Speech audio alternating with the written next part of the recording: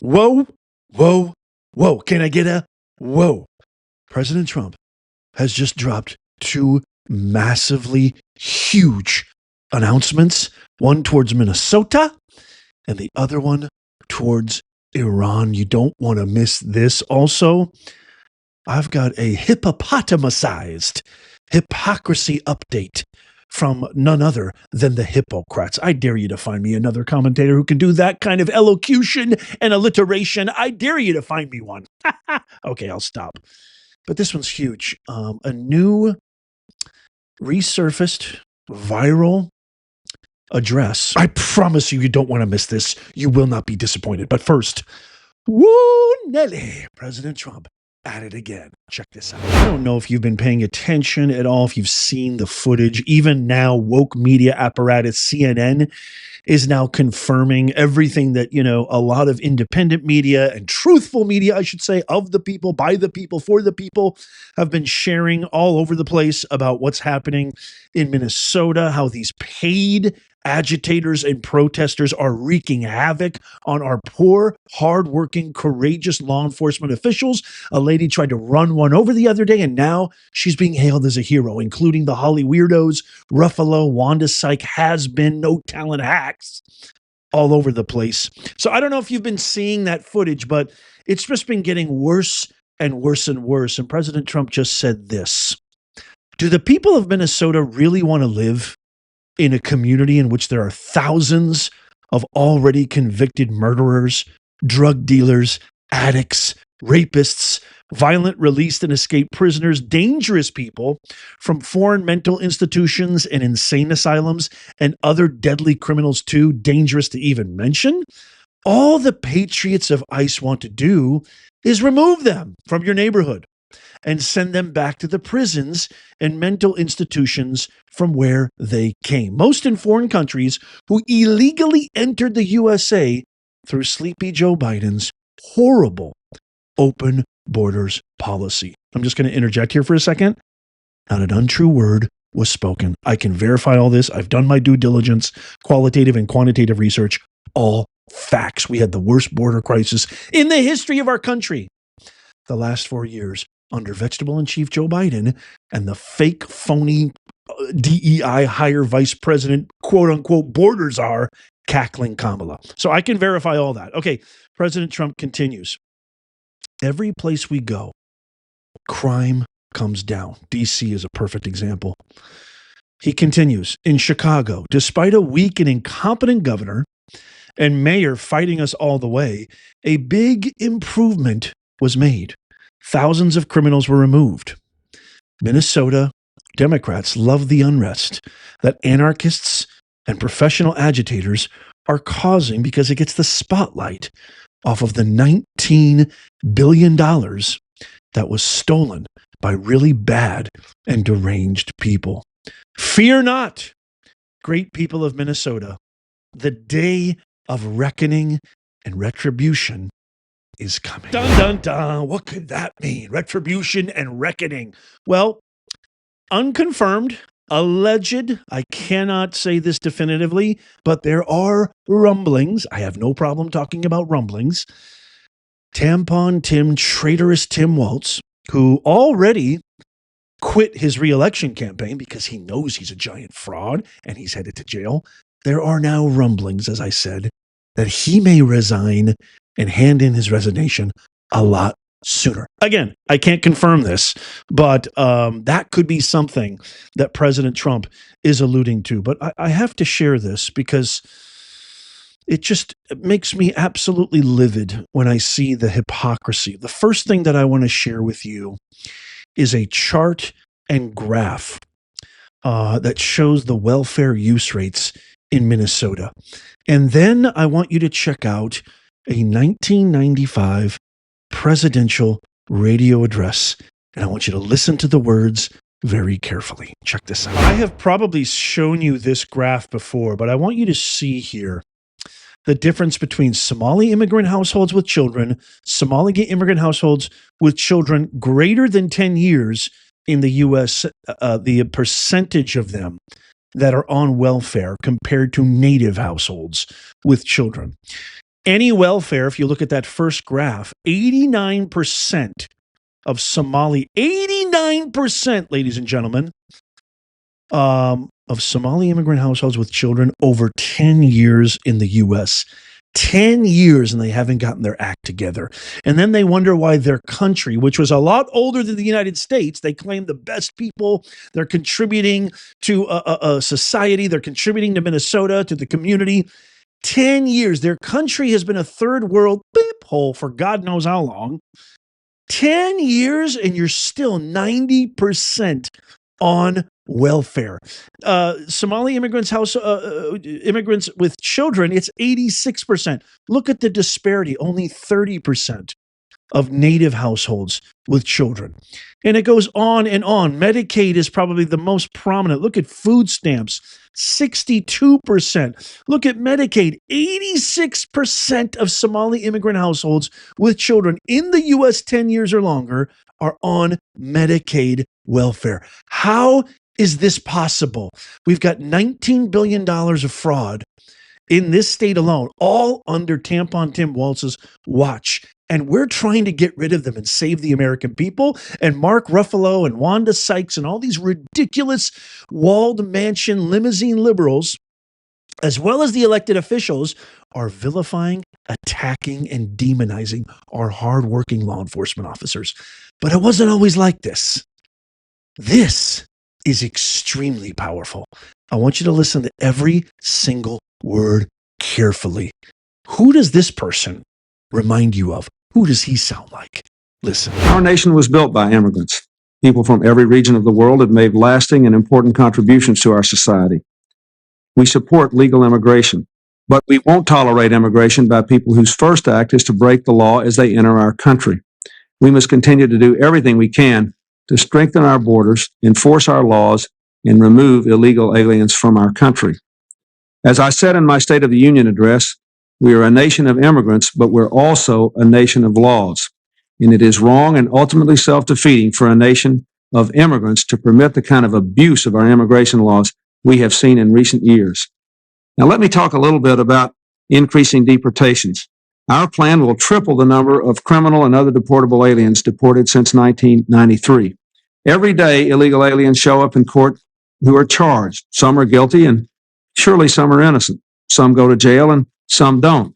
But they're all illegal aliens.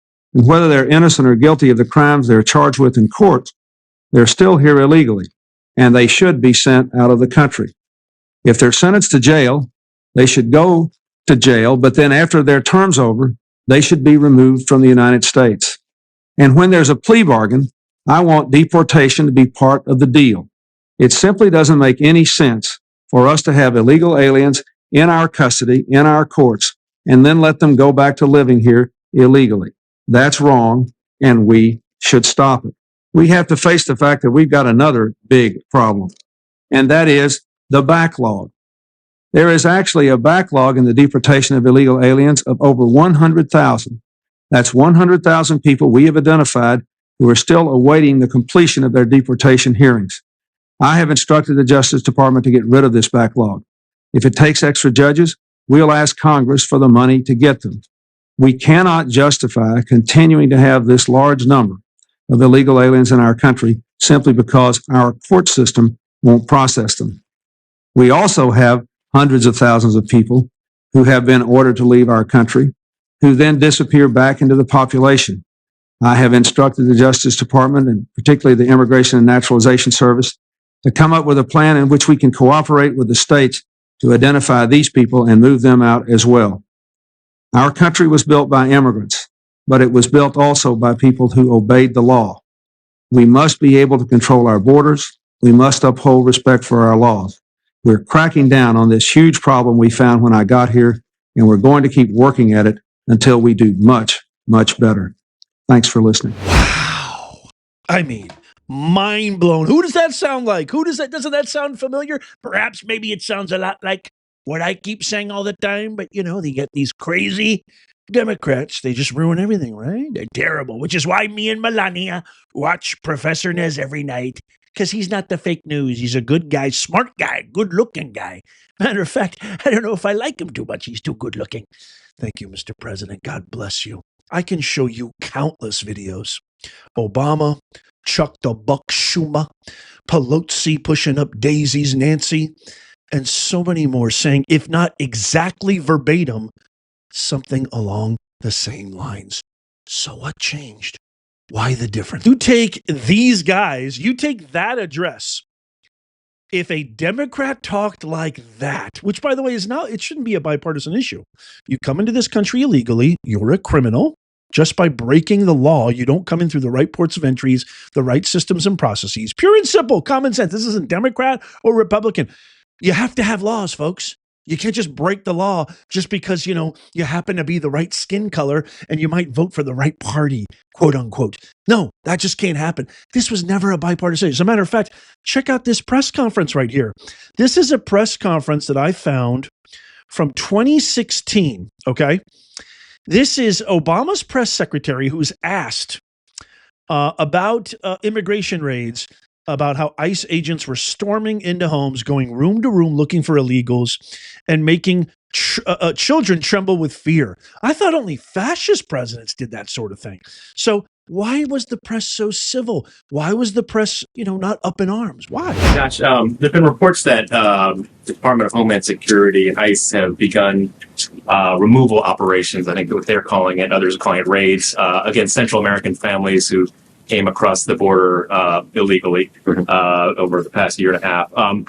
And some of the reports suggest that, families, the Los Angeles Times quoted a woman saying that her family in Georgia, ICE agents came in, looked room to room, woke up her own kids. They were shaking with fear. Wondering if the administration can confirm that those operations have begun and whether the White House has had input directly with DHS about how those operations should be handled and whether there are any concerns about striking fear into the communities, including those who may be here legally, living with some of these other folks as these are carried out. David, for individual operations, I'd refer you to the Department of Homeland Security, and they can discuss with you individual operations that were carried out. What I can tell you is that the Department of Homeland Security has prioritized the cases of recent arrivals, individuals who recently crossed the border into the United States without proper documentation. And those, again, based on public statements, including a statement that was recently issued by the Secretary of Homeland Security, were the nature of the operations that were carried out over the last several days. This is consistent with the kinds of priorities that the president himself has talked about. The president himself talked at all about, with the Department of Homeland Security, about sort of the way these operations are conducted and the tone that they're taking with, in the way that they look for the immigrants and around them. Well, obviously, in terms of setting policy, the White House and the Department of Homeland Security have had discussions about some of these matters, but ultimately when it comes to enforcement issues, those are decisions that are made by law enforcement professionals. Again, I can show you countless examples. No uproar, no outrage, no protesting, no attacking law enforcement officials, no attacking our hard-working, brave federal officers. What changed? I ask you. I think you know what I'm going to say changed, but what do you think changed? Let's have a fun little game in the comments. Let me know. Why do you think the Democrat Party has veered so off the cliff and gone from moderate, somewhat reasonable, somewhat logical, to absolutely total and utter Lenin, Marxist, radical, extreme left ideologies? Let me know what you think in the comments down below. I can't wait to hear from you. Now, President Trump just made a huge announcement about Iran as protests are, you can't even call them protests. These are the real revolutionaries. And I've said many, many times, stabilizing Iran, when Carter messed this up and fumbled this up in the worst way imaginable, that was the beginning of ISIS, Al-Qaeda, terrorism, getting absolute carte blanche to roam free and terrorize the region. The region has been destabilized since the Shah was ousted by this Islamic regime. And so this has really been getting heated. More and more reports that execution style tactics have been deployed by the IRGC, which is the Islamic Republic Guard. And President Trump said he was thinking about negotiating. He was thinking about talking to them. And now he just said this. President Trump posting early this morning saying, Iranian patriots, keep protesting. Take over your institutions. Save the names of the killers and abusers. They will pay a big price. I have canceled all meetings with Iranian officials until the senseless killing of protesters stops. Help is on its way. MEGA, which means make Iran great again. President Donald J. Trump. And then a reporter asked him today when he was touring the Ford plant in Detroit, what did you mean by that? Here's his response. Truck business went through the roof. You said to Iran this morning that help is on the way for protesters. What did you mean by that? What kind of help? You're going to have to figure that one out. I'm sorry. How many people have been killed in Iran? Nobody's been able to give me an accurate number. I have heard numbers from everything's a lot. One is a lot. But I've heard numbers much lower and I've heard numbers much higher. We'll be knowing. We're probably going to find out over the next 24 hours. I think it's a lot. In your first It's too many, whatever. To kind of compound what President Trump just said, I've heard reports that it's over 5,000. I have heard reports too that it's under that as well. But as President Trump said, one is too many. This would be one of the greatest internationally policy moves the United States of America has made. And God knows how long. I think it is as big as the Berlin Wall falling down, because what that country, the jewel of the Middle East, Iran, means for stabilization and peace throughout the region, and sending a message to China and Russia. I mean, Greenland's on the table as well, but this would be a huge move. I think the benefits of having a free Iran, restoring its rightful leader and ruler, Reza Pahlavi, would be absolutely phenomenal and huge in every imaginable way. I want to get your thoughts. What do you think President Trump means? Is he going to strike? Is he going to pull a Maduro-esque capture of these mullahs, these Islamic terrorists? What are your thoughts? Let me know in the comments down below. And lastly, a bit of sad, tragic news here. Scott Adams, the Dilbert cartoonist, author, amazing influencer, intelligent American patriot, has passed away today, this morning.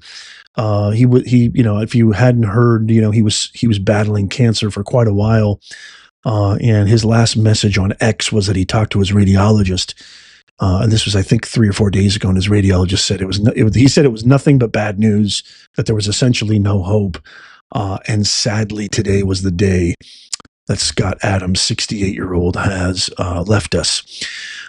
Trump posted this. Sadly, the great influencer Scott Adams has passed away. He was a fantastic guy who liked and respected me when it wasn't fashionable to do so. He bravely fought a long battle against a terrible disease. My condolences go out to his family and all of his many friends and listeners. He will be truly missed. God bless you, Scott. He had a final message that I think his ex-wife, he had this great show called Coffee with Scott. And I just wanted to share this final message from Scott Adams. If you're reading this, things did not go well for me. I have a few things to say before I go. My body failed before my brain. I am of sound mind as I write this, January 1st, 2026. If you wonder about any of my choices for my estate or anything else, please know I'm free of any coercion or inappropriate influence of any sort. I promised. Next, many of my Christian friends have asked me to find Jesus before I go. I'm not a believer, but I have to admit the risk-reward calculation for doing so looks attractive.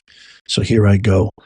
I accept Jesus Christ as my Lord and Savior, and I look forward to spending an eternity with him. The part about me not being a believer should be quickly resolved if I wake up in heaven. I won't need any more convincing than that. And I hope I'm still qualified for entry. With your permission, I'd like to explain something in my life.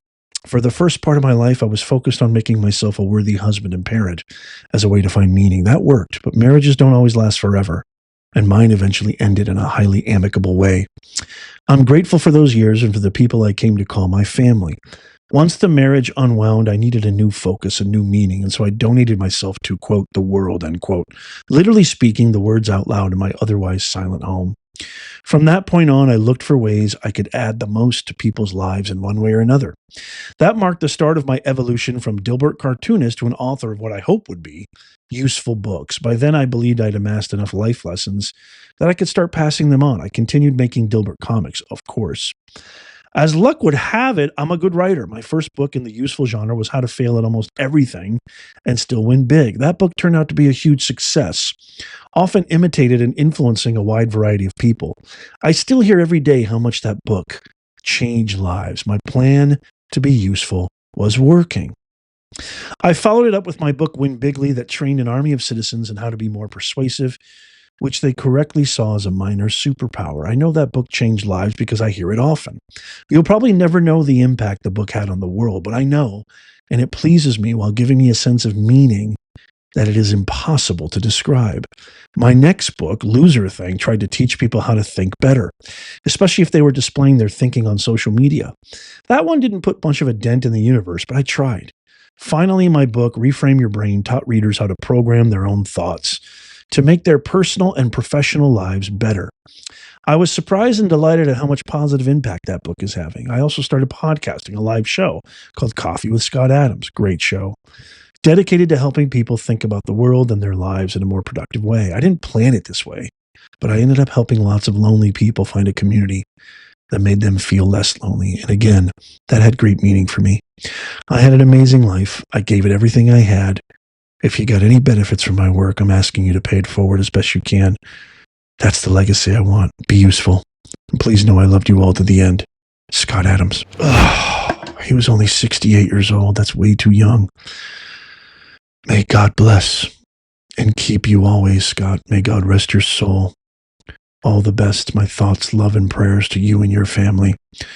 Let me know if you had an impact in the comments from any of Scott's work. I would greatly, greatly appreciate it. As always, please tap that thumbs up if you love America. Share this with everybody. Check out these videos coming up on the screen right here, just in case you missed them. Check this one out next. Go watch it. Tap my face right here to subscribe and follow. It costs you nothing. And as always, may God bless you and may God bless the USA and all who defend her. Love you, Scott.